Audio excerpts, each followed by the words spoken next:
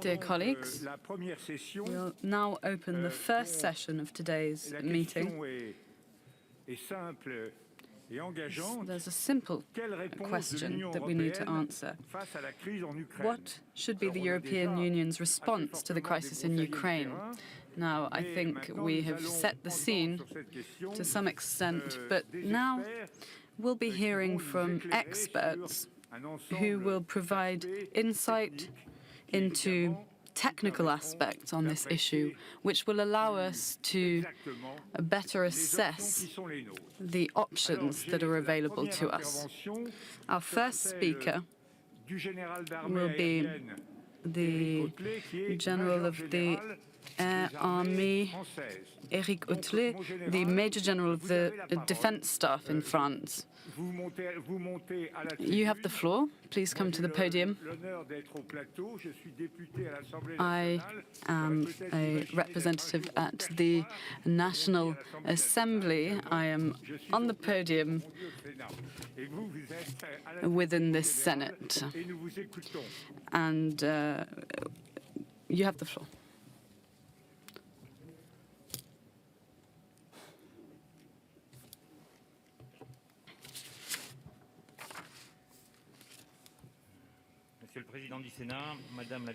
President of the Senate, Vice President of the National Assembly, chairs of the commissions, parliamentarians, generals, admirals, ladies and gentlemen.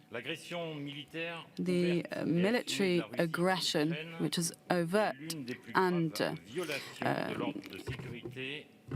very conscientious of Russia, is a severe violation of international law. It attacks the foundations of the values of the European Union. This armed aggression has been condemned with the greatest firmness by all political representatives, including President Macron.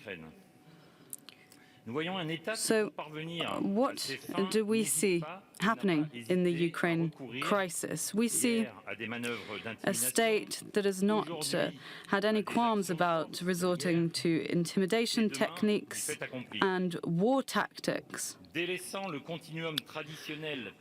disregarding the traditional peace-crisis-war continuum, which was predominant in the post-Cold War period. We're now faced with hybrid tactics, which use duality to sow confusion. And this can lead to confrontation. We must take ownership of this new triptych of conflict with three states of relationship among powers: competition,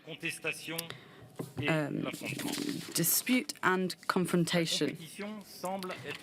Competition seems to have become the normal state of international relations, strengthened by the disinhibition of some states regarding the violation of our established architecture. States that use intimidation techniques to reach their goals.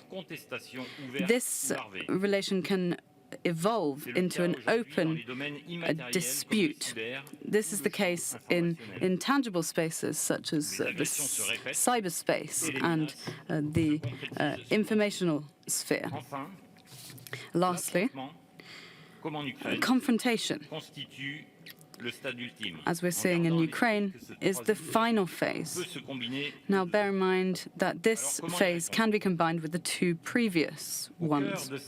So how do we address these issues? In the face of this, it's essential and vital to show our strategic solidarity and to embody cohesion and determination. Solidarity, cohesion, and coordination have even more meaning today. It is our duty as military officials to strengthen our cooperation and interoperability. Therefore, the strategic compass framework invites us to do this by proposing thematic and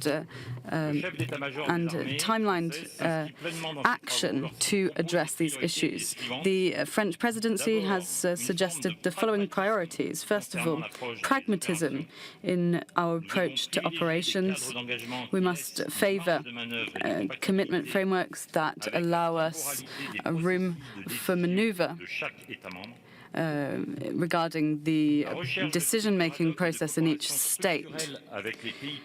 Second, structural cooperation with partner countries to gain in resilience. But also a realism regarding contemporary threats. This must make us rethink our methods for managing crises. Crises have evolved with this new triptychal nature, and we must take this into account with robust action in the medium term. We must also take into account new spaces, cyberspace, or the information sphere. Lastly, and this is deeply connected to the first two, we must share and integrate military expertise within organizations to contribute to political responses in the face of these new challenges.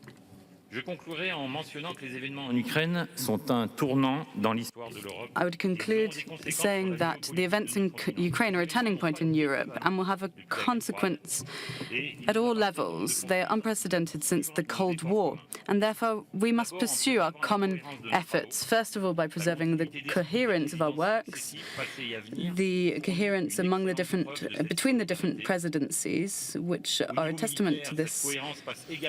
At military level, we must also ensure complementarity between the EU and NATO in terms of collective defense.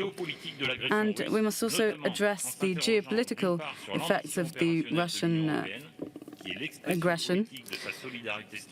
We must ensure the strategic solidarity of the EU, and we must also work to address new conflict issues. And this will be a test for EU cohesion and determination. Thank you very much. Thank you. Thank you very much, General.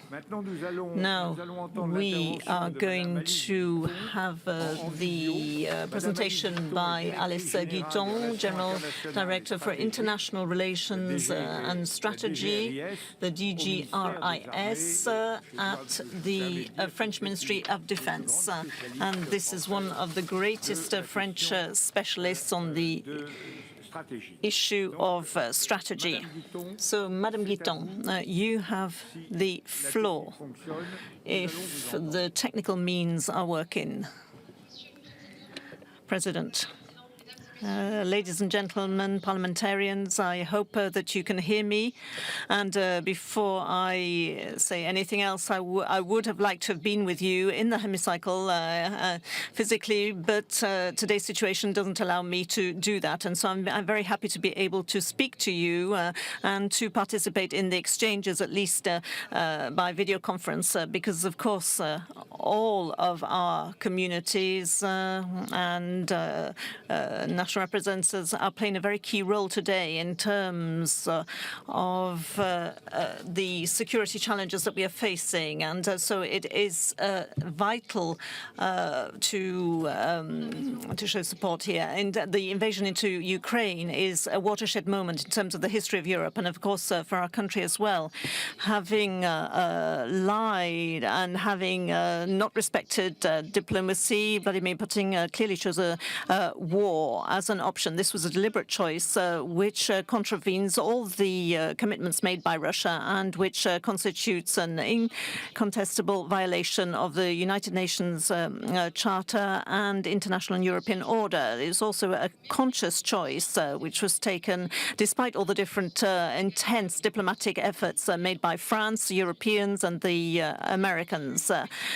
to propose a peaceful solution to this situation in Europe. It was a decision taken without any provocation, based on justification which had no part in reality, and which come from a concept of the world which is not acceptable and which is certainly not shared by us. And it's also a choice that we condemn in the strongest terms, and it is already having massive consequences.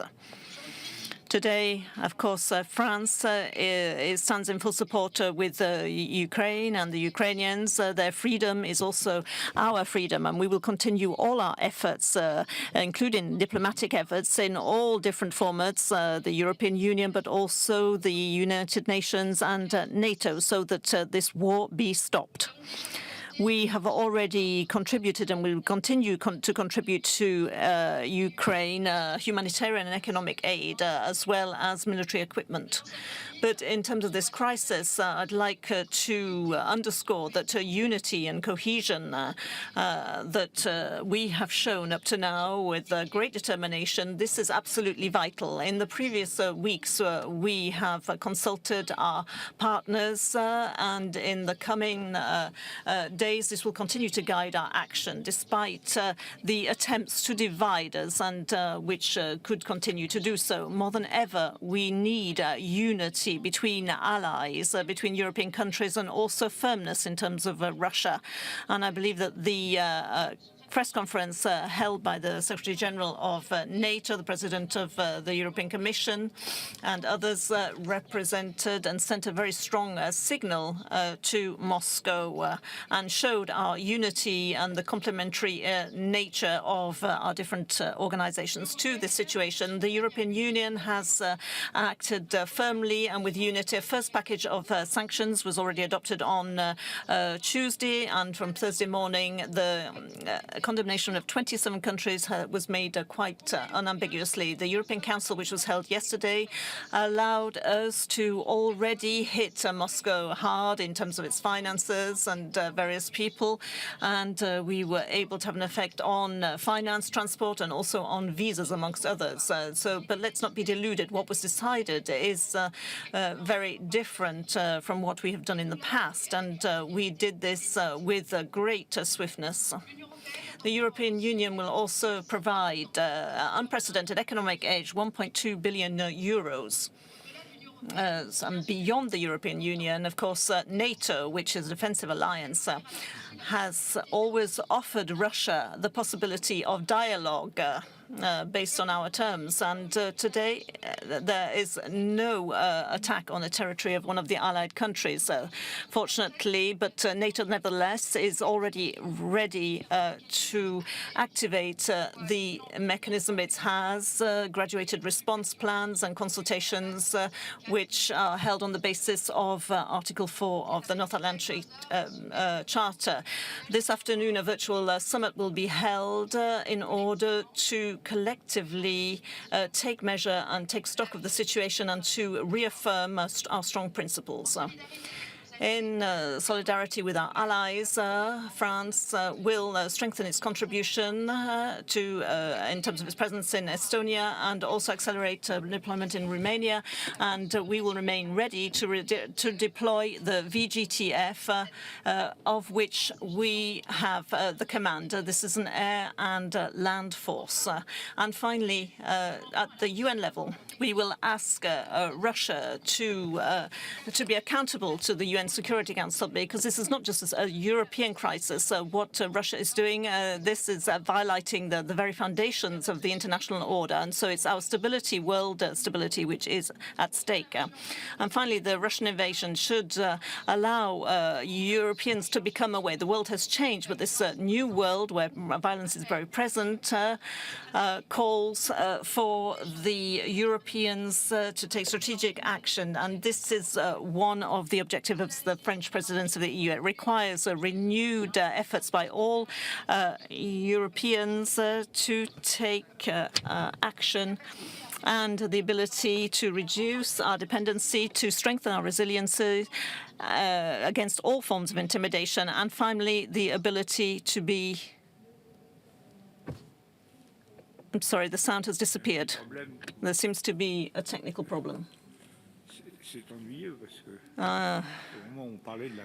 So this is when we're talking about resilience. Can the technicians enlighten us on what has happened?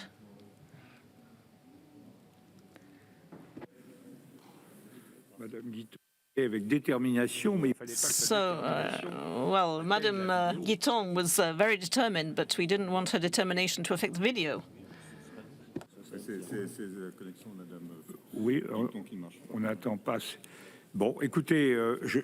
Well, I'm sorry that we'll give Madame Guiton the possibility to conclude her remarks, but without further ado, we will call on the next speaker, which is also by video, Mr. Charles Fries.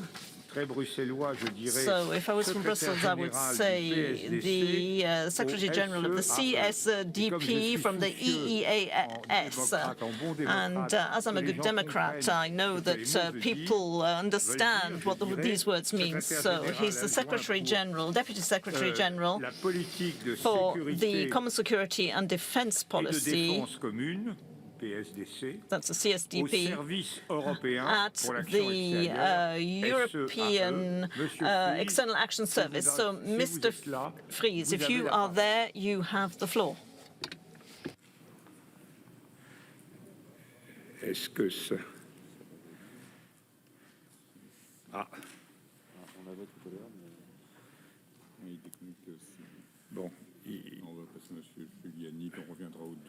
Bon, mais écoutez, ça n'est pas grave, car on a... Well, we're not going to interrupt Mr. Fries. He hasn't started yet. But in front of me, I can see Jean-Dominique Giuliani. Jean-Dominique Giuliani, Jean-Dominique Giuliani, President of the Board of the Robert Schuman Foundation, and who is an expert, or a recognized expert on all European issues, especially strategic ones. So Mr. Jean-Dominique Giuliani is a frequent guest here, and he has had a brilliant career with us as well. So, dear Jean-Dominique, you have the floor.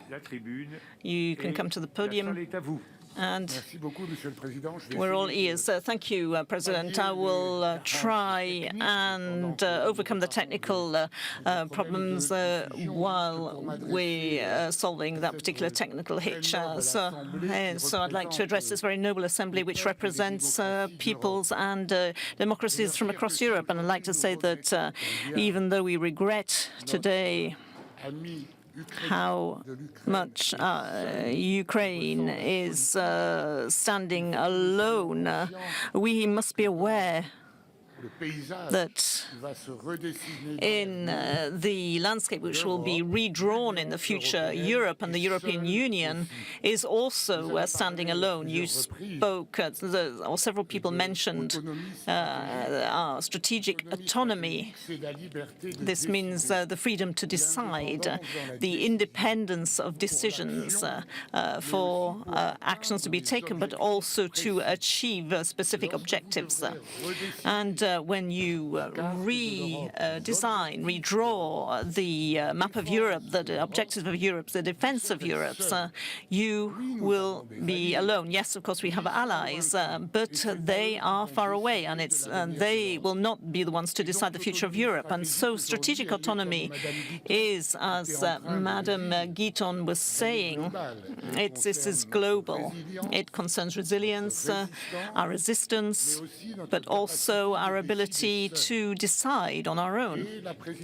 And the French presidency of the European Union has really insisted on this concept of strategic autonomy. The future of the European Union, its security, will not be decided anywhere else other than on the European continent. And this is the message that you, as representatives of national parliaments, must convey and must explain in each of our countries. We should decide ourselves what we want to do with Europe. We must decide our relations, what kind of relations we will have with the Russian dictatorship, and which is eating away at our positions in Europe. We need to decide ourselves what we want in terms of autonomy, in terms of independence, technological independence, economic, political, and no one else, no one other than the Europeans can decide that for us. And this is the reason why this concept of strategic autonomy, which is often misunderstood, doesn't mean that we are moving away from our alliances. We are an alliance of democracies, free countries. We have allies. But the best allies are always the closest ones. The best allies are not those that are far away.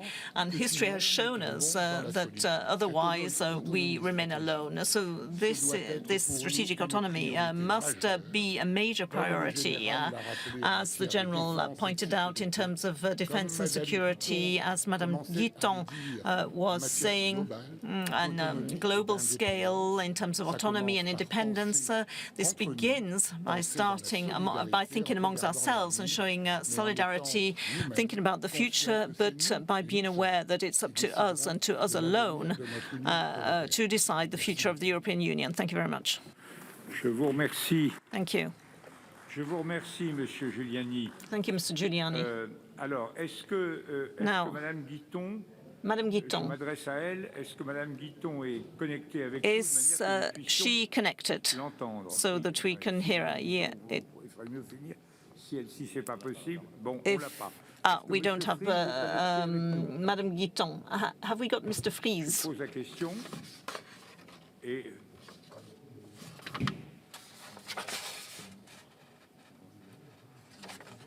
hors de l'oubli, on m'a voir. Voilà, Monsieur. Yes, Fries, we donc, have Mr. Fries with us. Je vous cède, So, donne la parole. You have the floor pour parler donc au nom to speak du SEAE. on behalf of the EEAS. Over to you. Est-ce qu'on Can we hear him? There's no sound. Sorry, there's no sound. On vous voit, mais on ne vous entend We can pas. see you, but we can't hear you, Ce qui est embêtant. which is something of a problem. Compliqué. Cette présidence est chaotique. This is a rather chaotic situation. Attendez. Bon, bah écoute. On va passer aux intervenants de... Attendez, moi j'ai sur ma liste de nombreux experts. Well, I have many experts on my list. Alors, les experts soit sont inaudibles. So either we can't hear them or they have not been able to attend. So we will move to the parliamentarians now.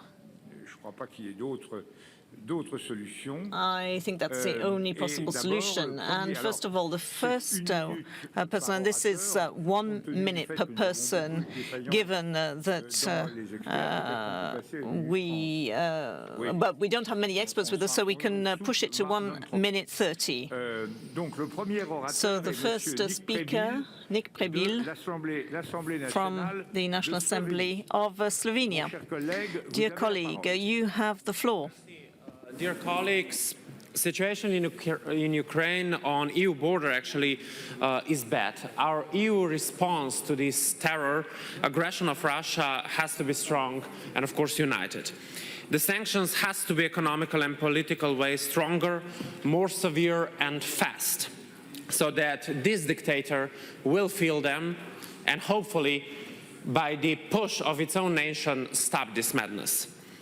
This happening also threatens our security, our European peace, and we have to protect our values, our peace by all means.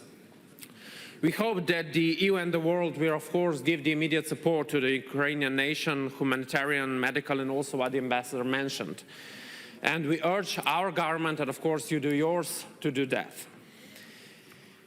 As a young MP, I'm only 30 years old. I look with great sadness, who has never witnessed a war, actually, what is happening now. I'm shocked and cannot understand why can someone with this greed, madness and cruelty will go for its personal and own ideological way. But we won't be quiet, we will act and we will help, because our values and everything what we stand for is at stake. Thank you very much. Merci. Thank you. Merci infiniment. Thank you very much. Maintenant, la parole est à monsieur Now the floor goes to Boran Gekek from Slovenia as well, who is speaking on behalf of the National Council. You have the floor, Mr. Kirek. Thank you for the floor. Slovenia understands very well the situation in which Ukraine has found itself. Only 30 years ago, Slovenia was in a similar position when we faced the aggression of the fourth strongest military in Europe at that time. Our thoughts and compassion are with Ukraine, and Ukraine needs help now. Ukraine was played when it was with the guarantees of great powers forced to get rid of its nuclear weapons, which would have protected today. Such agreements will lose all credibility in the future. Our actions must be united, fast and effective, without calculation.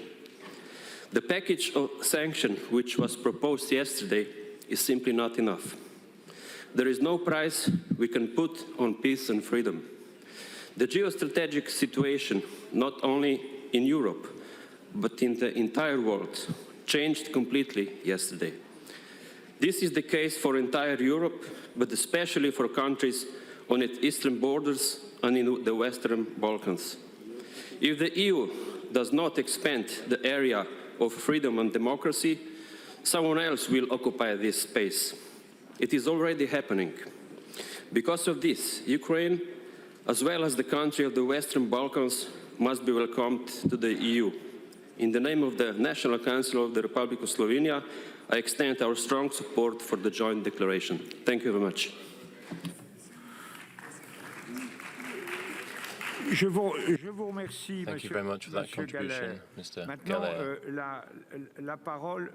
Monsieur Kekek, excuse me. Je suis un peu confus. Got your names mixed up La parole there. est à Monsieur Galler. Now, we have Mr. Galler to Qui parle au nom speak du Parlement européen. on behalf of the European Parliament. Thank you. Ladies and gentlemen, what response should the EU take to Russian aggression? As the permanent reporter for the relevant committee within the European Parliament, I think we need to be clear and unambiguous. The Russian dictator is fighting a war against Ukraine with all resources available to him in a total war, seeking to destroy Ukraine. I am aware of the historical allusions I make when I use those words. Therefore, the European Union has to do everything possible, everything within our power. Otherwise, in a few weeks' time, we will be dealing with flows of refugees. I therefore expect the European Council that Russia be excluded from the SWIFT system. I expect that there be a comprehensive gas and oil embargo placed on Russia. We will not go into freeze to death this winter. We have enough oil, we have enough gas, and if it costs us a bit more, we can afford that. The Ukrainians are fighting for their very existence as a nation, and I would therefore call on the German Parliament, the German government in particular, in order to modify their attitude on this matter specifically. Thank you very much. Thank you, Mr. Gallert, for those very firm words. Mr. Lopatka now for Austria, the Austrian National Parliament, the National Council of Austria. Thank you. I can only agree with my colleague from the European Parliament. Austria is faced with a different situation to most of you here today. We are a neutral country, but that does not mean, it means one thing, purely that we are militarily neutral. But if international law is violated in this way, if the Ukrainian sovereignty is violated in this way, we cannot be politically neutral. May I remind you, I am from a country where we had to fight for 10 years to achieve sovereignty, which we got back in 1945 with the agreement at the time of the Soviet Union, as it then was. This was not a simple matter. That is why we are neutral, and as set in our constitution. The reason I'm saying this is that the Ukrainian people chose to be sovereign in the 1990s by a 90% plus vote in favor. There is an absolute majority in favor of Ukrainian sovereignty in the Crimea and a majority in other regions of Ukraine. We therefore need to respect the will, the desire of the Ukrainian people, and oblige Russia to respect that. We therefore fully support the declaration. This will needs to be expressed by all of us, unambiguously and clearly. For all the negative consequences that we may endure for it, we as national parliaments and as the European Parliament, we simply may not give up this fight. We must also make sacrifices of our own, because if we do not so, it will make us, it will harm us. We understand that we are, as a small or export-oriented economy, that may expose us to risk, but this is a political matter. It's not just about trade. And we understand, therefore, we have to accept a few economic hits in order to make a strong political statement. And thank you for giving me the opportunity to make it, indeed. Thank you, colleague. Christian Vigenin now, on behalf of the Bulgarian National Assembly. Où est-il? Bon. Il est absent. He doesn't seem to be with us. In that case, move on to the next speaker. Josas Olekas for the European Parliament. Qui lui est ici. Who is here? Dear colleagues, same time ago, we called him Mr. President. From the yesterday morning, his name, war criminal. From yesterday morning, the souls of those who kill it, according to his order, knocking to our consciences. Let's start hearing them. And also these who are still defending our values on the streets of Kiev, Odessa, Mariupol, and everywhere on Ukrainian ground. What are they saying to us? They are asking to simple and practical steps. They're asking to increase the sanction against the war criminal, to remove Russia Federation from the SWIFT, more financial, humanitarian, and military support to Ukraine. Let's put it on our statement. Can we hear and can do that? Or we too weak or selfish? Dear colleagues, I'm asking you to be stronger, to demonstrate our unity, start acting immediately and stronger. When we back to our home as pro-Ukrainian front, we should push our government and EU Commission for the stronger sanction against the war criminal and his closer supporter, Alexander Lukashenko, and stronger support to Ukraine. If we decide to support Ukraine by 1.2 billion when the Russian troops was out of the Ukraine, let's triple that amount when the war criminal start brutally killing Ukrainian citizens, our neighbors. Let's act stronger now, before he will start kill French or Lithuanian citizens. As you know, his rockets from the Kaliningrad region reach Paris and Berlin, not only Vilnius and Warsaw. Dear colleagues, let us act now. Slava Ukraini! Merci, Monsieur le député. Thank you, La parole est à Honourable Madame Member. Alexandra Kalidesh now, représentant de Chypre. from the Cyprus Chamber of Representatives.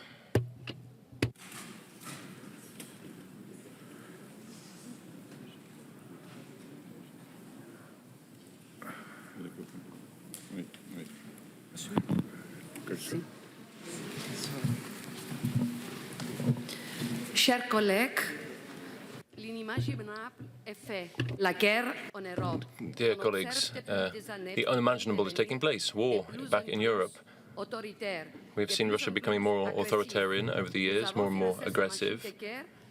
We've now, through our electricity bills, have funded this war machine. We should have remained firm, but we were too tolerant. We should have remained firm in the face of these brutal methods. The world and the EU must show Putin and all those who violate international law that we can be firm in our response. We need to be decisive in our actions and severe in the actions we take. Zero tolerance must be shown for their aggression. They must be forced to abide by international law. Ladies and gentlemen, the moment has come. The EU must now have the desire and the means to ensure its own security autonomously. The Ukrainian people are currently fighting for their freedom and for the soul of the democratic world. As a Cypriot, a country which has been occupied partly for 47 years, I am on the side of the Ukrainians. Thank you.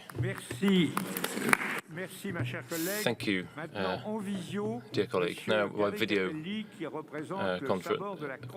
intervention, the Croatian Parliament, please. Kaliko, do we have our Croatian Parliament speaker on the screen? We seem to have problems with the video conferencing facility. Bon. Il faut les prévenir avant quand ils sont en visio. Bon, c'est alors.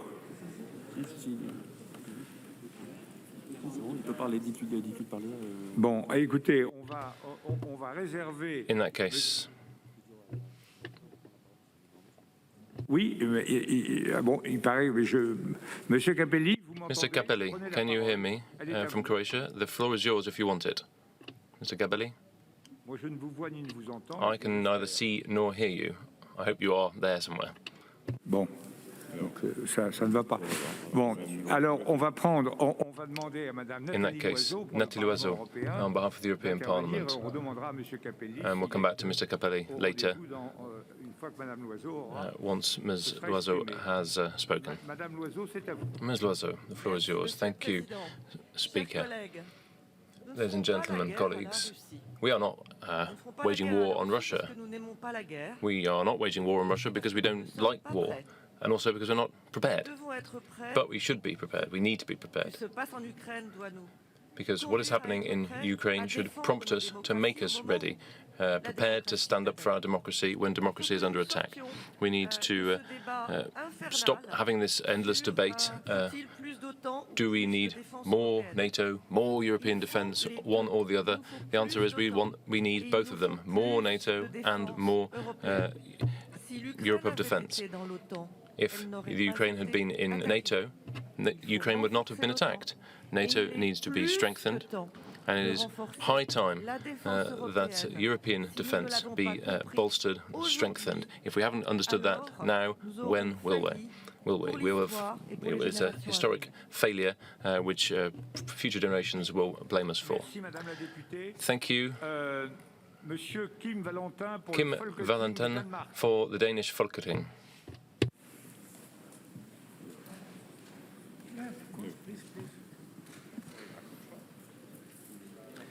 Dear colleagues, Putin needs to learn a lesson.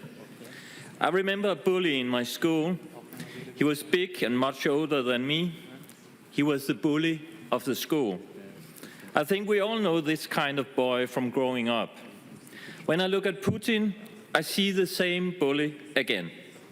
This time he's just not playing in the schoolyard. He's using the world as his own little playground. And he's really doesn't care what others might think. When you meet a bully like Putin, you need to be prepared for everything. You might even get beaten up. Nevertheless, if you show weakness or inability to fight back, you will for sure lose this battle. A bully will nourish on your insecurity and laugh when you show compassion. Your loss is his gain, and it is a zero-sum game for him. Putin looks at Europe with these eyes and will not change suddenly overnight. Let's be prepared for this. Let's remember when we set up sanctions, what he did. We propose to use financial close downs of Russia in full strength at once. This will hurt Russia. And remember, a bully is not beaten up with feather strikes. Therefore, we should close down SWIFT now. We need to sanction all that deal with Russian banks. We need to freeze all Russian accounts. We need to disallow Russian direct investments in EU. Russia is a weak economy. Russia will not be able to fund a long war or conflict if the ruble is dropping to the floor. Let's be strong in our response. Let's stand together against this bully of the world. Thank you. Merci. Thank you. If the speakers could be careful to stick to the allotted speaking time. There are many of you, and we want to give everyone the floor. Now, Inigo Barandian for the Spanish Congress of Deputies. The floor is yours. Good morning. First of all, I'd like to express my solidarity, the solidarity of the Basque peoples, whom I represent, vis-à-vis the Ukrainian people. It's not just a violation of international law. It is an affront and an attack on democracy and Europe in general. This morning, Mr. Bolange opened today's proceedings by saying we are united and now we need to be strong. I think that really is the key. Strong, but strong everywhere, with the same solution in every country. Strength comes from unity. Measures, whatever they may be, must be adopted in a unified manner by all member countries.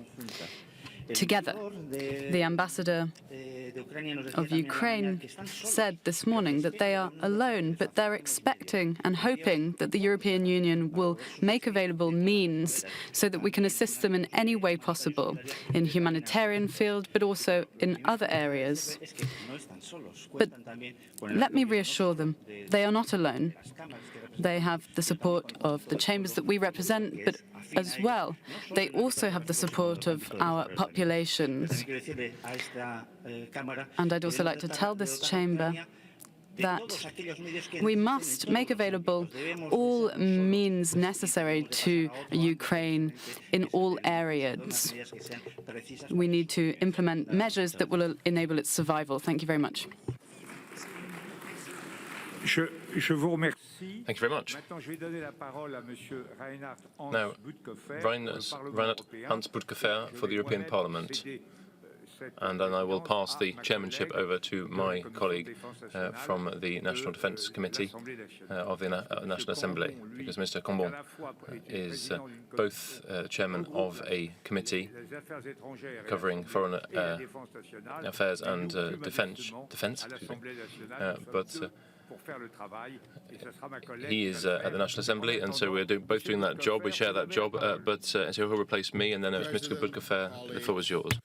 I share all the sympathy, the solidarity, and the support that has been expressed by all of you with the Ukrainian people. But I think we should also be really self-critical. It's been said that yesterday morning we woke up in a different world. That is certainly true. But how did we get there? Some people say we've been naive, maybe.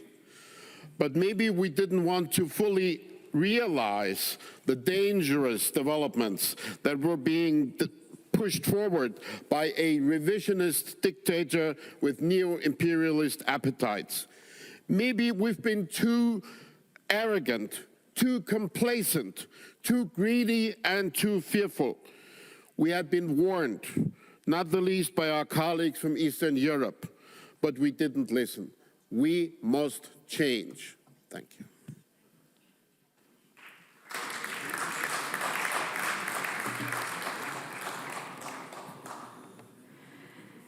Thank you. Mr. Juliakas from Greece now. You have the floor. Excuse me, my name is Patricia Mirales. I'm a French MP and didn't forget. Anyway, thank you. Good morning from Athens. Previous generations to experience, and ever since yesterday, we in Europe have been experiencing our own war. The aggression of Russia against Ukraine has been dramatically setting the entire community and the EU ahead in front of its responsibilities. Much is at stake: the limits of international law, the effectiveness of international treaties, and the right of nations to live independent and free. Much is at stake in terms of geopolitical stability, as well as in terms of energy crisis. Greece is respectful of the territorial integrity, independence, and sovereignty of all states. Moreover, we have had a traumatic experience, what with the problems in Cyprus for half a century now. Cyprus has been put to the test because of the illegal occupation and invasion by Turkey of half of its territory, which is why we coordinate as members of the EU and the NATO with our partners so that our reaction be up to the level of the aggressiveness. All these developments have been showcasing more than ever the need for a substantial European strategic autonomy. The European Union has now the opportunity of demonstrating that it has been resisting the force of arms in challenging the borders and the international treaties. And I believe that now more than ever are we all being put to the test for Europe not to be below the expectations. Thank you very much. I give the floor to Mr. Mikkelsen, who we discussed this topic with in December in Estonia. Thank you very much indeed. Few things.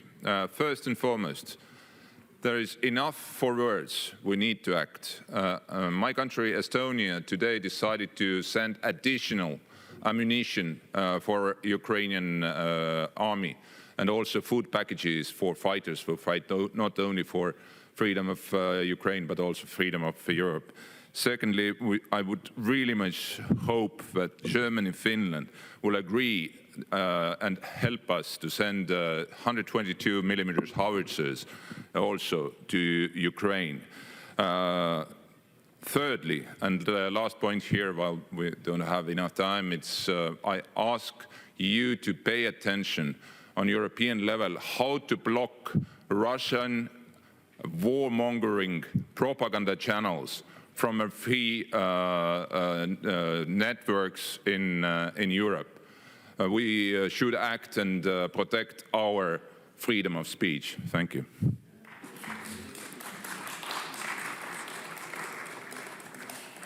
I now give the floor to Mr. Fassino from Italy.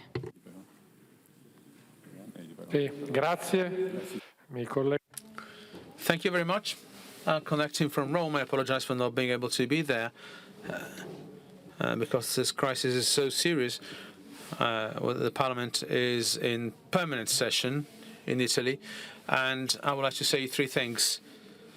Firstly, we must condemn these actions in a very firm way, because the aggression is not acceptable, and furthermore, this is an attempt to reconstruct the theory of limited sovereignties, re-establish a control by Russia on a portion of Europe, and there's an attempt here to go back to the Cold War.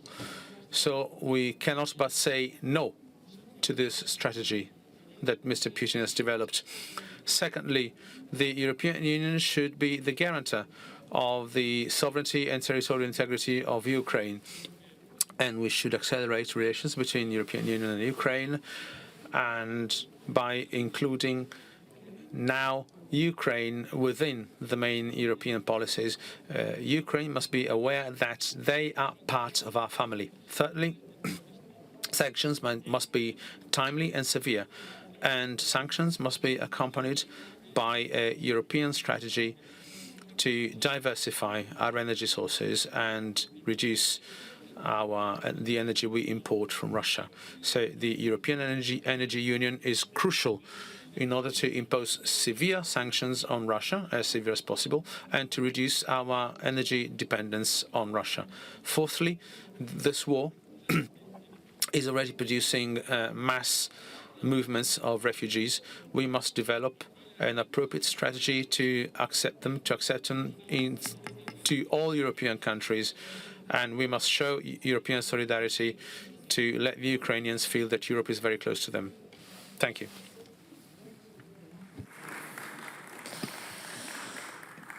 I give the floor to Mr. Kra from the European Parliament. Dear colleagues, of course we all condemn what happens in the Ukraine, but we are here now to think about our reactions. And allow me to give you two thoughts that make our reaction more useful than otherwise. The first is we should not impose sanctions that hurt us more than them. So we need an evaluation before we do something too quickly. The third is we always should think about whether our reaction will push Russia much more on the side of the Chinese than they are already now, because that would make the problem even bigger than smaller.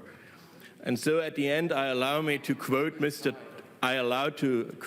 Talleyrand in this room, who said that we should not follow our first emotions because they are mostly noble, but not generally smart. So let us be smart instead of being too quick. Thank you very much.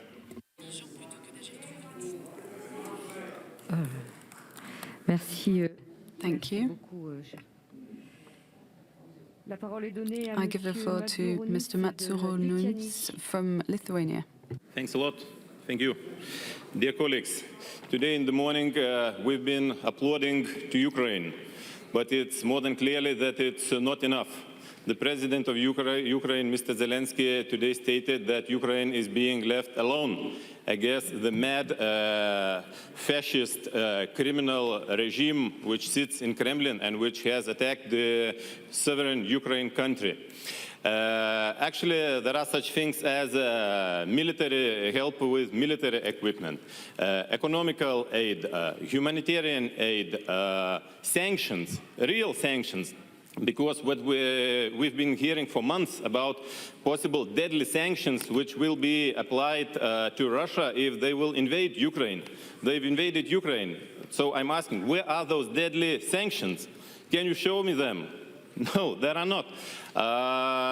Full political and in all fields isolation of Russia, which is possible. You know, we as representatives from the parliaments, we have to take actions to exclude Russia from all parliamentary activity in all levels, in all parliamentary assemblies, everywhere where we can.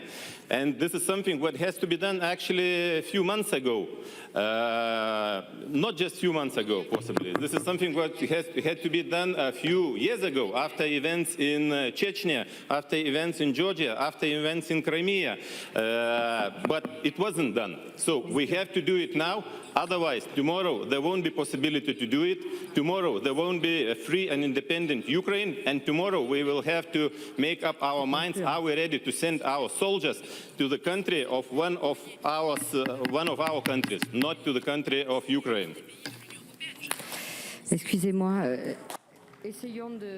Apologies. I'll kindly ask you to stick to the time constraints. Unfortunately, our time is limited. I now give the floor to Madame Kanko from the European Parliament. Merci beaucoup, Madame la Présidente. Thank you very much. In English. Dear colleagues, I was shocked, just like most of you, or all of you, when I saw what was happening in Ukraine. Most of the time, we take living in peace, so living without war, and living in a democracy and under the values of enlightenment as something that is granted. But it's not. We have to protect it every day, here and everywhere else. I would like to stress one thing. Today, as Europeans, we are late in Ukraine. We are late because we are too dependent, for example, regarding energy. That is why I welcome President Macron's initiative to increase nuclear energy in France, for example.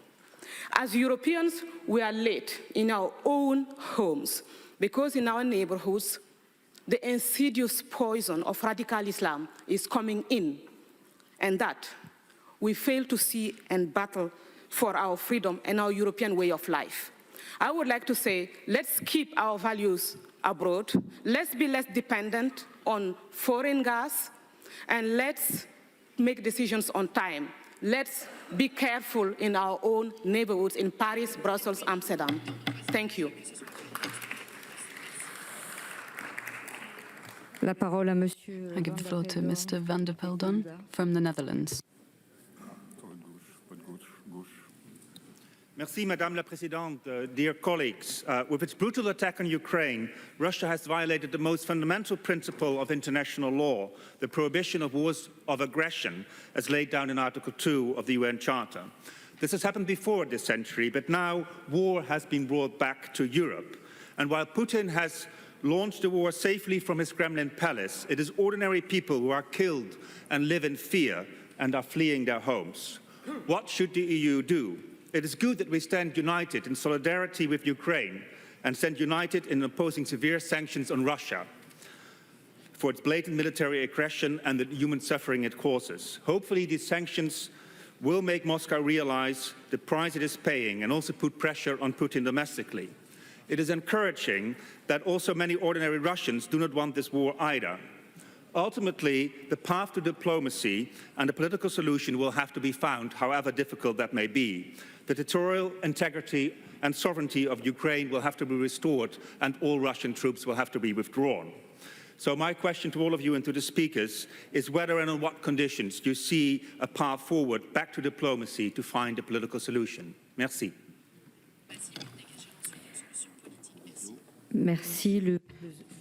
I thank you. The next speaker is Plzeňský from Poland, who's joining us virtually.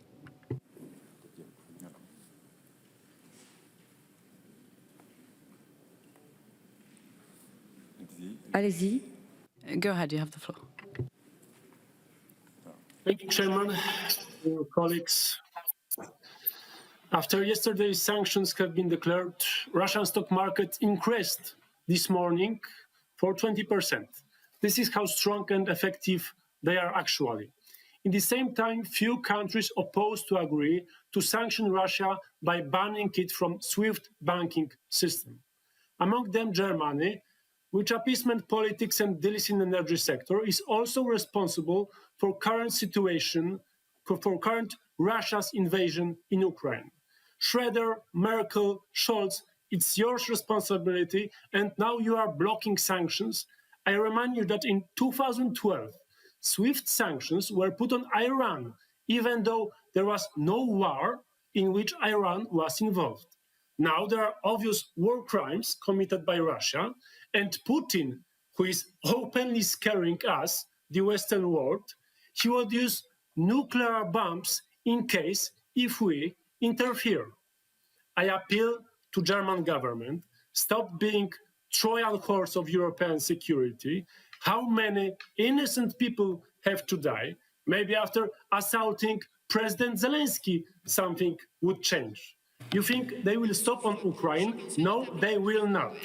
Stop blocking the SWIFT sanctions, stop blocking adding Ukraine military weapons. Germany, avoid historical shame. Thank you very much. Merci. Thank you very much. I give the floor to Madame Zovko from the European Parliament. Good afternoon, Madam Chair, dear colleagues. It's a pleasure to take the floor here at the Senate. 30 years ago, Croatia was attacked, and we had to convince everyone that we were the victims of an aggression, and it wasn't easy. I stand in solidarity with the people of Ukraine and those who are currently suffering, families who don't know what will happen to their loved ones. Our Prime Minister indicated that we must support all sanctions that are possible. and that these sanctions will be introduced gradually, but that we must be united in the face of this difficult situation. We must not let families lose their loved ones. It's easy to talk about aggression, defense, and war, but we need to think about what happens next. I was a refugee myself, and I lost loved ones, and I believe we need to think about how we can resume diplomatic channels. Mr. Fischer from the Czech Republic, you have the floor. Madam Chair, thank you very much for the floor. I speak on behalf of the Czech Republic, country which is on the list of unfriendly countries listed by Russia. Only two countries are on this list, United States and Czech Republic. Why? Because we discovered a very huge plot of Russian secret services behind a huge blast of ammunition stockpiled in our country last year. And we decided, the government decided to expel dozens of Russian agents and spies. And this is probably the heart of the matter. This is not crisis in Ukraine. This is crisis in the heart of our societies, where so many Russian actors, be it in business, in information business, or in public space, are engaged. Please pay special attention to Russian spies and agents in your own countries. There is something that we can do right now. Thank you. Merci, Monsieur Corlatean. Thank you, Mr. Corlatean from Romania. Now. Madam Chair, dear colleagues. Speaking, and I quote, the response to the crisis in Ukraine. There are several consequences and several types of measures that should be taken. Somehow we are paying today, looking on what is happening in Ukraine, we are paying for our diluted and weak position among the European Union after March 2014 when discussing and adopting the list of the sanctions. Honestly, it was a joke. When someone showed what this military actor did in the Republic of Moldova, Georgia, Ukraine repeatedly, we didn't react it correctly. So the key element right now, according to our views, is to have a unique, strong and coherent voice and decisions among the European member states and among the European and North American allies.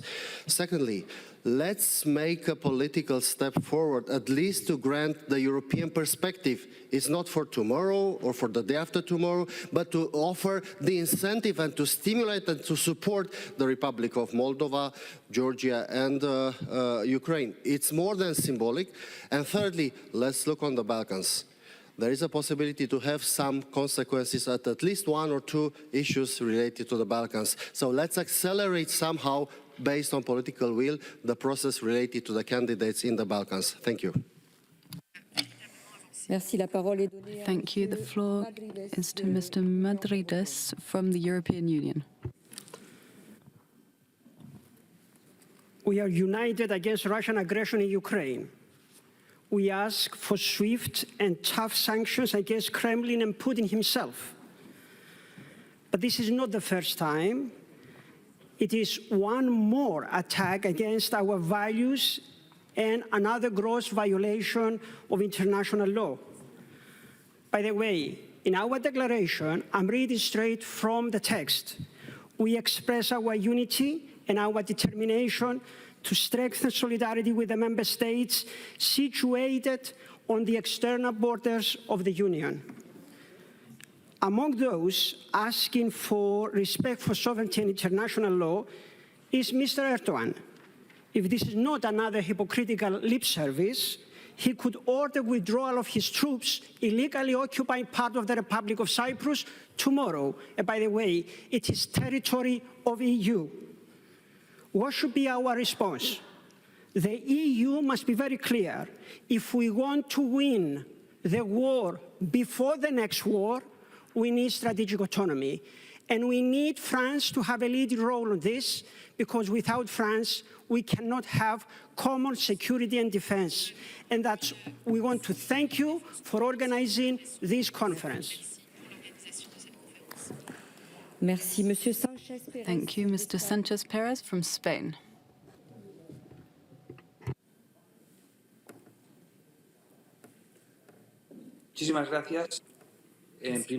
Thank you very much.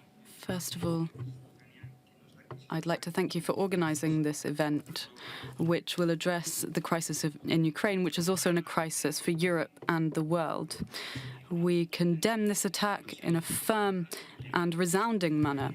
It's an unjustified and illegal attack on a sovereign and independent state, an attack that not only jeopardizes the security and stability of Ukraine and its neighboring countries, but Europe as a whole and the world as a whole. Spain is committed to international law and to the Charter of the United Nations, to territorial integrity. And as the chair of the Spanish representation for the CSDP mentioned, Ukraine is all of us, and we cannot allow this threat to become a threat for all of us. The time for reflection and analysis is coming to an end. Now we must act with determination and quickly, because what's at stake is freedom and democracy around the world. Thank you very much. Merci, Monsieur Petrocelli de l'Italie. Thank you, Mr. Petrocelli from Italy. I will speak in Italian. In queste ore la scena è stata presa dalle armi. Now, weapons, bombs, missiles have taken center stage. For this reason, I believe that we're all guilty. We've all made mistakes. Russia is guilty, although they haven't realized, maybe so far, how guilty they are, but we've all made mistakes. We, members of European Parliaments, I, as a representative of the Italian people, for not being able to see over the past 8 years what was going on in Donbass. And also Ukrainian authorities have responsibility over what has been happening in Donbass over the past 8 years. And the assistance we may give today, the help we give today, is to give a voice back to diplomacy rather than weapons. And the aid we can give to the Ukrainians, to our friends in Ukraine, is to support them, whatever decision they make in the future, be it to accept our support, be it to give that support, even if they make choices that are difficult for us. Thank you. The floor goes to Mr. Vudzias from the European Parliament. Merci, Madame la Présidente. Thank you, President. Today we live in a very different Europe, not from the one that we knew 10 or 30 years ago, but from the Europe we knew at the beginning of the very week. But what has changed? War. Like our continent has not known in more than 70 years. How can Europe then help Ukraine? Europe needs and is adapted to help Ukraine with economic assistance, with military aid, especially lethal, with sanctions that truly bring down the Russian economy, and offering Ukraine what Putin wants to deny them is a clear Europe-Atlantic perspective. Dear colleagues, we don't know what will the future brings to Ukraine. Even we don't know for the whole Europe, but something remains the same. The values that triumphed when the Berlin Wall fell. Democracy, rule of law, solidarity, and a Europe free of lines we decide who has the right to be free or who do not. Today, Europe is a much darker place than it was 2 days ago, but the fire resistance still burns in Ukraine. As Europeans, it's our duty to keep that lines shining. It is our responsibility, but obviously, it is time for the actions. It is time for facts. It is not only time for words. Thank you so much. Thank you. The floor goes to Madame Marias from Portugal.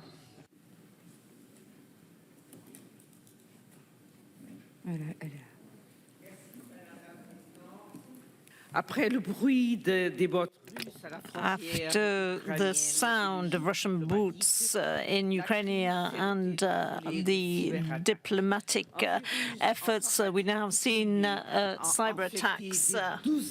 These attacks have infected many different government units in Ukraine, like the Ministry of Foreign Affairs or also the Council of Defense and Security. Hackers have added on their homepage these threatening texts which state that the Ukrainians should be afraid and they should expect the worst. The attacks taking place over the last couple of days have an aftertaste of something that we've already seen, cyber attacks against Ukrainian institutions, which follow a modus operandi which is similar to what Russian hackers use and similar to the attacks that they carried out in 2015. This dual attack, pirating these different sites and implanting viruses, it's also a very traditional process of use, the idea of using a small-scale attack to undermine the competent authorities and also to divert attention. The European Union, and particularly the European Defence Agency, as part of the European strategy, they should have a strengthened cyber policy. Could you conclude, please? This is necessary for democracy. Mr. Gary Ganonde. Thank you very much. Let me begin by expressing the solidarity of the Irish people with the plight being experienced by those in Ukraine. We stand full square with you. Madam President, there is a monster at the gates of Europe who has waged a full-fledged assault on a European democracy. And now we must ask ourselves, what should be our response? And in economic terms, our response should be swift, prompt, severe. There should be no crescendo to sanctions. It shouldn't be that Putin moves another mile and we increase sanctions. It should be swift, prompt, severe now. But we should also remember what the very essence of the European Union is. And in its very essence, the European Union is a peace project, a project which has given enshrined liberties that are enjoyed by people throughout the European Union. And they're the same liberties which Vladimir Putin derides. They're the same liberties which he fears. So our response should be to remember who we are also. We should ensure that we never equivocate on those liberties. The Irish people have given to the world many things. One simple tactic we've given is that of boycott against a smaller nation towards a more aggressive, hostile, larger foe. In our boycott, I'm not sure in terms of in your own foreign ministry, we have Russian ambassadors who came to us and they have lied, they have evaded, and they have spread mistruths. I would say, you know, we and the people of the European Union, we should not have to put up with those mistruths being spread by the acolytes of Vladimir Putin. Where we see those diplomats, those ambassadors who continue to spread untruths, we should banish them. Sorry, we need to conclude. There should always be a space for diplomacy, but we should stand against lies. Thank you. Thank you.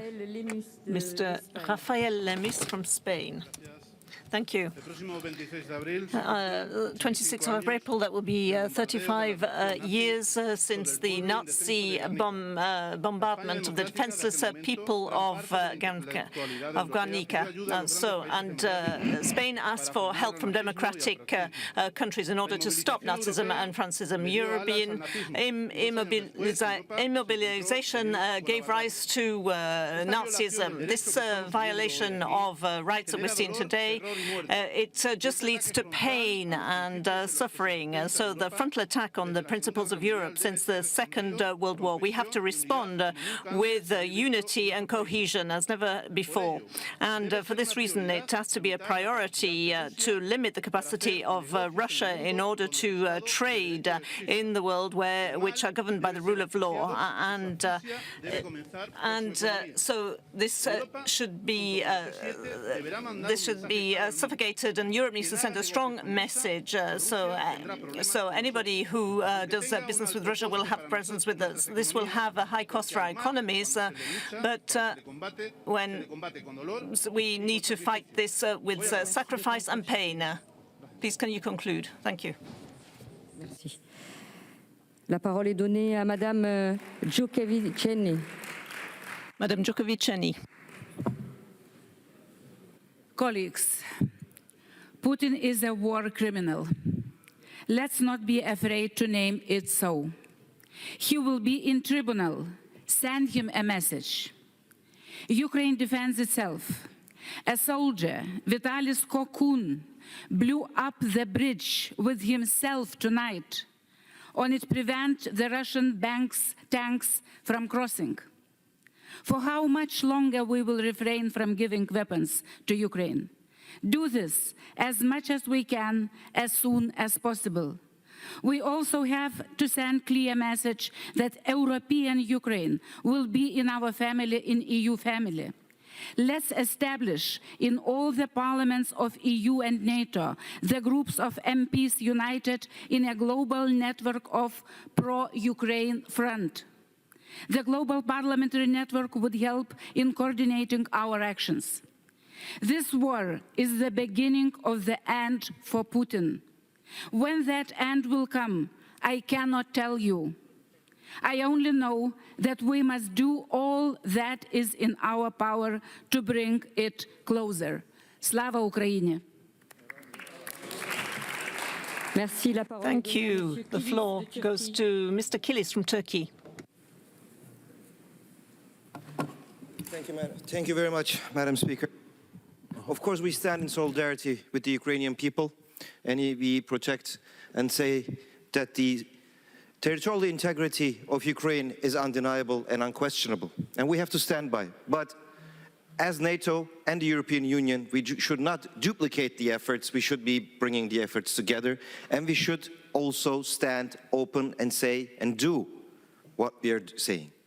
In that sense, let's hope that the leaders that will meet this afternoon, the NATO heads of state and governments, make a decision which will send a clear message. But on one point, I have heard, unfortunately, our Greek Cypriot colleagues and our Greek colleagues mention my home country, Turkey. I just wanted to remind you, the Turkish armed forces which are stationed on the island of Cyprus are protecting you from Enosis. Thank you very much. Thank you. The floor goes to Mr. Nikolic from Montenegro. Dear colleagues, I come from Montenegro, a country that, according to U.S. Secretary of State John Kerry, was on the line on fire between the West and Moscow in 2016, primarily because of its commitment to become a member of NATO. Although exposed to enormous Russian pressure, Montenegro has resolutely defended its own and the Euro-Atlantic orientation of the Western Balkans. Dear colleagues, we all know what can happen when aggressors go unpunished. Don't forget that the Russian president has allies in the Western Balkans region, more precisely in Belgrade and Banja Luka, and the question is whether his aggressor ambitions end in Ukraine, or will he start new conflicts in the Balkans after he puts Ukraine under control. It is extremely important that the EU, together with NATO, take seriously the threats to the stability of the Western Balkans and speed up the integration of candidate countries with clear conditions and deadlines. Otherwise, the consequences could be devastating. Merci. Thank you. The floor goes to Mr. Carvalho from Portugal. Merci, Madame. Thank you, Madam President. I'll say to you that in this current context, we are living in a very difficult situation.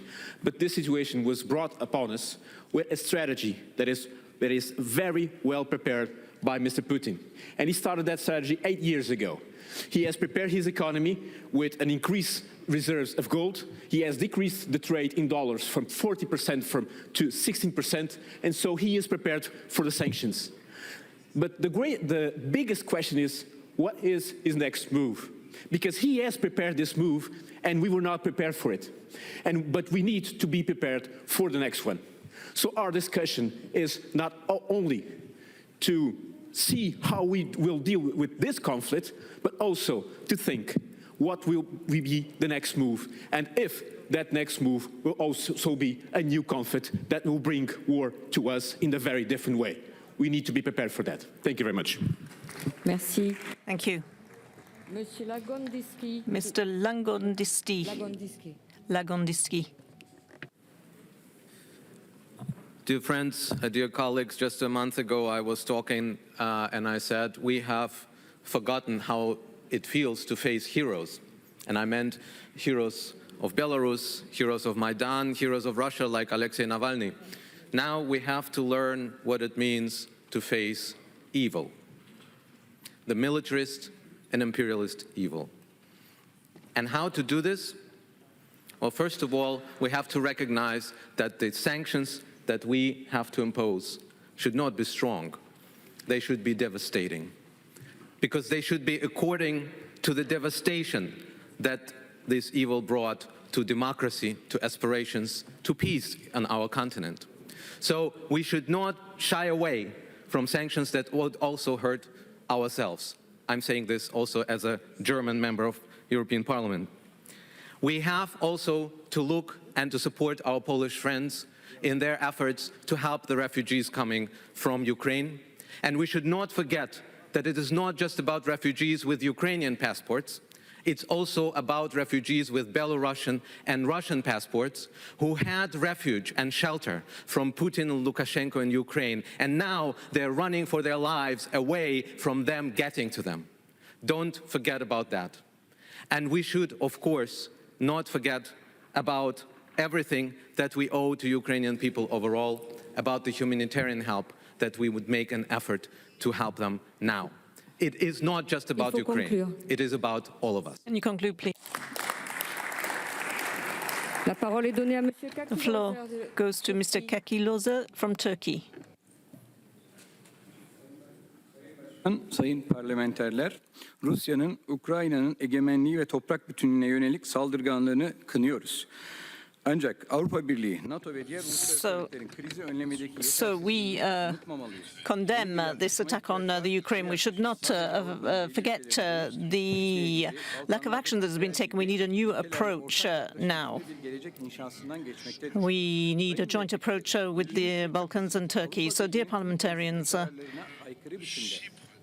Cyprus, which is divided, has been admitted to the European Union, and we can see how much of a mistake this has been. So we saw this at two conferences. The representatives from Cyprus or from Greece are always using this platform to accuse Turkey.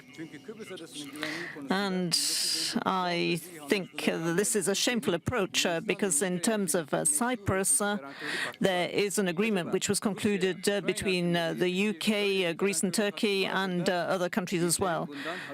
And is there such a treaty for Ukraine? I don't believe there is. Thank you. So the last two speakers, Mr. Popescu from Romania and Mr. Iutas from Greece as well, who will be on video conference. Can you be prepared, please? Merci, Madame Présidente. Thank you, Madam Chair. Friends, my great-grandmother was Ukrainian. And years from now, my daughter will ask me a question. Daddy, what you politicians have done when Putin attacked Ukraine? And I don't want my answer to be, we were sitting in Paris, repeating our classic cliches in our high political bubbles. Yes, we should thank US for this day's leadership. Yes, we should thank Germany for finally speaking out about the very old elephant in the room, the Nord Stream 2.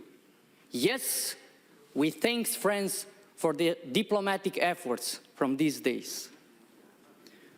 But today the reality is only one. Our Ukrainian brothers are being slaughtered in Kiev. We are Europe, for God's sake. We have millions, hundreds of millions of votes behind us. And my question is, are we today courageous enough to stand for our European values and fundamental rights? above our commercial short interest and play the long-term game? Are we? Out with Russia from the SWIFT bank system. We should do it today. Not yesterday, not tomorrow, today. Faut conclure, cher collègue. You must conclude, please. Like in a poem. This is not a rehearsal. This is history. This is the premiere. And whatever we do today will become forever what we have done. Very good.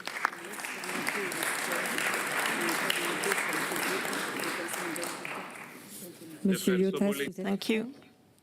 vous donner la parole. You have the floor. Thank you, Mrs. Chairperson. Dear colleagues, I would like to refer myself to the Turkish colleague who took the floor shortly before.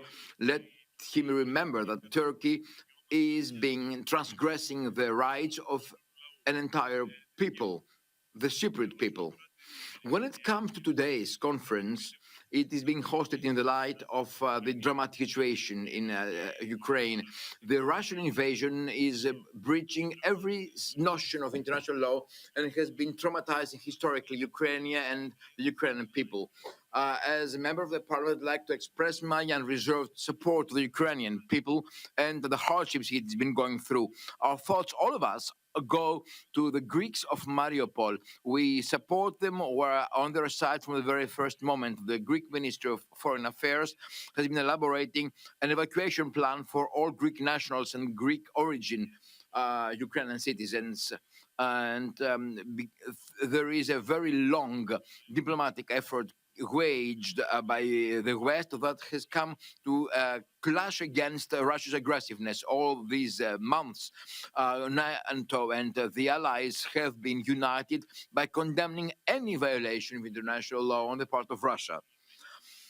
Prepared as we were for the worst scenario, our response to what has been taking place should be relying on the strategy of very strong sanctions against Russia. The sanctions we agreed upon may hurt Russia, deconstruct it by also providing a very strong answer to this violation of international law and Russia's strategy to undermine democracy and the territorial integrity of a country. The fears and concerns about the escalation of energy crisis because of Russia's Please conclude.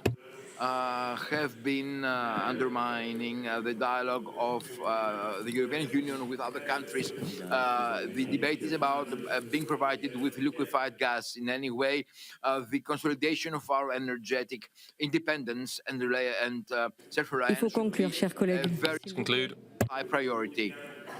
May I remind you our Prime Minister's commitment to face. Please conclude. Thank you. That becomes increasingly important. Il faut conclure, cher collègue. Je vous Please conclude. Please conclude. Thank you. Very blatant violations of international law on the part of Russia. It is a violation that constitutes a tragedy to the detriment of a country and the whole nation. The EU S'il vous plaît, il faut conclure. in the name of our Please conclude. to remain deeply committed to the objective of welfare and safety. Thank you very much for your attention. Merci. Je vais donner la parole thank you. au général Eric. I'm now going to give the floor to Eric General Otele, excuse me. Thank you. Thank you for the invitation. Thank you for giving me the floor. It's very impressive to hear from everybody, as I have done. I can see that there is obviously empathy for the events that have experience, as well as a common will to transform that will into action. So work needs to continue in that vein. Now, a lot of what you've said concerns the long term. There has been a lot of work done to adapt the relevant structures and bodies. Now, I'm working as I do with my European counterparts. I can say that we are ready, and the work we've done to date have led to structures and facilities which are obviously can be improved further, but are nonetheless in a position to take realistic action. Thank you. In that case, Jean-Dominique Giuliani now, who is the chairman of the board of the Robert Schuman Foundation. Thank you, Madam Speaker. Thank you all for your contributions. Thank you for the many emotive statements you've made, emotions which I share, I must say. The Schuman Foundation, of course, named after one of the European Union's founding fathers as it is, today is nonetheless a good day to look to the future as well as to the past. We need to learn lessons from this awful situation. It's important that we express the EU's unity and solidarity, but we need to be aware also that it's together that we will shape what the future of our peoples and our countries will be. Clearly, the strategic autonomy, the independence and freedom you've mentioned are vital prerequisites for that, as well as energy and enthusiasm. Thank you for the very clear messages you sent this morning. Thank you. That then brings us to the conclusion of this morning's session. First of all, I would like to say that it's been a great pleasure for me to chair part of this session. It's been a great honor for me.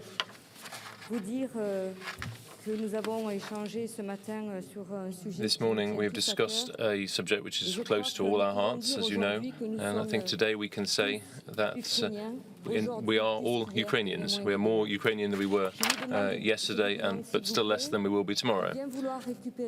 If, on a practical note, can I ask you to take all your valuables with you, because as of 2:30 this afternoon, there will be a joint session between the National Assembly and the Senate. More people will be moving into this room because President Macron will be making a statement as of 2:30. So if you'd like to make your way to the grand staircase now for the family photo, leave your coats in the cloakroom so you can collect them afterwards.